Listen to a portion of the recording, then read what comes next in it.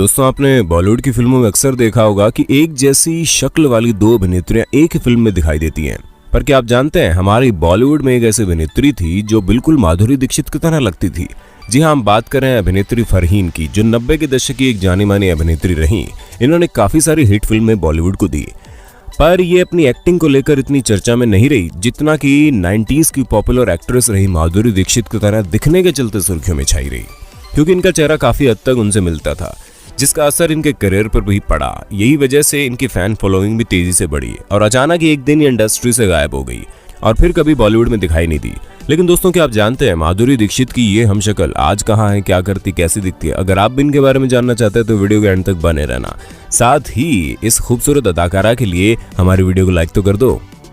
माधुरी दीक्षित की हमशक्ल कही जाने वाली अभिनेत्री फरहीन का जन्म 1973 में चेन्नई में हुआ, इसलिए इनकी सारी पढ़ाई भी वहीं हुई। अगर बात करें स्ट्रगलिंग करियर की, तो इन्हें बचपन से एक्टिंग का शौक था, इसलिए इन्होंने अपनी पढ़ाई पूरी करने के बाद बॉलीवुड की फिल्मों में ऑडिशन देने शुरू कर दिए और काफी ऑडिशन देने के बाद इन्हें साल 1992 में जान तेरे नाम फिल्म में काम करने का मौका मिल गया, जिसे इन्होंने स्वीकार भी कर लिया।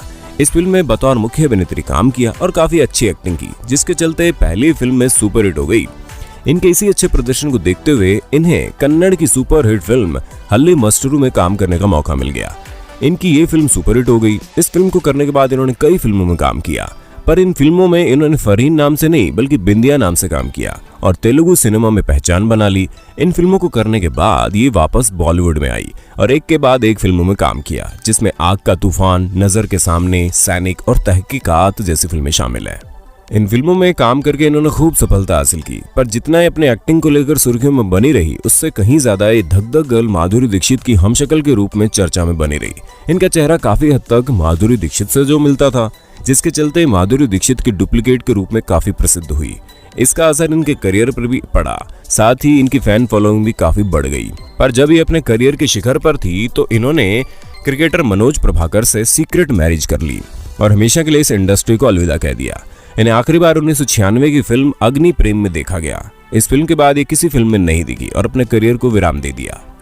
लेकिन दोस्तों, आपको बता दें, वर्तमान में इन्हें फिल्मी दुनिया से दूरी बनाए हुए 24 साल हो गए। इन 24 सालों में काफी बदल चुकी है। आज ये 47 साल की हैं और पहले जितनी खूबसूरत दिखती हैं, साथ ही थोड़ी सी मोटी हो गई हैं। पर अब इन्हें देखकर कोई ये नहीं कह सकता कि ये वही माधुरी दीक्षित की डुप्लीकेट है। ये अब बिल्कुल उनकी तरह नहीं दिखती, जैसा कि इनकी तस्वीरों में आप देख पा रहे हैं। फिल्मी दुनिया से दूरी बनाने के बाद ये अपने पति के साथ दिल्ली जाकर बस गई और वहां की एक सफल बिजनेसमैन बन गई। ये नेचुरेंस हर्बल्स नामक कंपनी के डायरेक्टर हैं, जो हर्बल स्किन केयर प्रोडक्ट बनाती है। ये कंपनी इन्होंने अपने पति मनोज प्रभाकर के साथ मिलकर शुरू की। पिछले 18 सालों से इस बिजनेस को संभाल रही है और गुमनामी की जिंदगी जी रही है। हाल ही में जब इनके साथ लूटपाट हुई, तब कहीं जाकर ये लाइमलाइट में आई और तब इनका बदला हुआ रूप देखकर सभी हैरान हो गए। तो दोस्तों, आपको क्या लगता है, क्या आज भी इनमें माधुरी दीक्षित की झलक दिखाई देती है या नहीं? अपनी राय कमेंट में दे दो और बॉलीवुड से जुड़ी और भी बातें जानने के लिए हमारे चैनल को सब्सक्राइब कर दो।